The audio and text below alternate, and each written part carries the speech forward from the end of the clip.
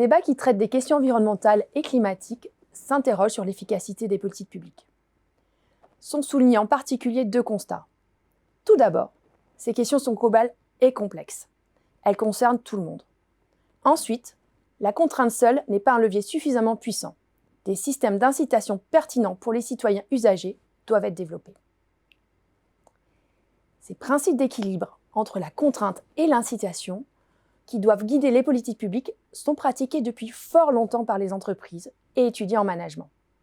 Il est donc urgent que les décideurs publics s'y intéressent pour répondre aux enjeux globaux, tout en stimulant performance et innovation. Le cadre des leviers de contrôle développé par Robert Simons pourrait être appliqué à tous les niveaux. Son modèle repose sur 4 leviers: les systèmes de croyance, les systèmes de limites, les systèmes diagnostiques et enfin les systèmes interactifs. Il montre comment combiner contraintes et incitations dans la gestion d'une organisation et pourrait inspirer les politiques pour relever des défis complexes comme la crise climatique. Les systèmes de croyance consistent à mettre les valeurs au cœur de l'action. Ce levier repose sur les valeurs partagées au sein d'une organisation ou d'une nation, qui incitent à des comportements alignés avec les objectifs globaux. Pour les politiques climatiques, cela impliquerait de promouvoir des valeurs environnementales communes, incitant entreprises et citoyens à agir de manière responsable ensemble. Les systèmes de limites fixent des balises sans brider l'innovation. Les limites internes ou imposées par des régulations publiques orientent les efforts. Appliqué aux politiques écologiques, ce levier consisterait à établir des règles strictes pour prévenir des comportements destructeurs, tout en laissant de la place à l'innovation pour relever l'ensemble des défis environnementaux. Les systèmes diagnostiques permettent un ajustement en continu pour plus d'efficacité. En mesurant les écarts entre objectifs et résultats, les entreprises ajustent leurs actions.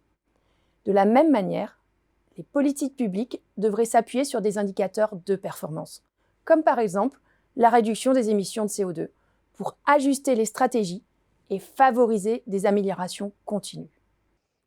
Avec les systèmes interactifs, c'est enfin le dialogue qui est privilégié pour une meilleure adaptation. Le dialogue entre les différents acteurs d'une organisation ou d'une société est en effet essentiel pour adapter les stratégies. Appliqué aux politiques climatiques, cela signifierait une collaboration continue et stable entre gouvernements, entreprises et citoyens, permettant d'ajuster les mesures et inciter à l'action collective. Ces leviers permettent de combiner contraintes et incitations. Déjà largement utilisés dans le management des entreprises et des organisations, ils pourraient transformer les politiques publiques et notamment climatiques. En s'appuyant sur les sciences de gestion, les pouvoirs publics pourraient donc développer des stratégies plus flexibles et efficaces.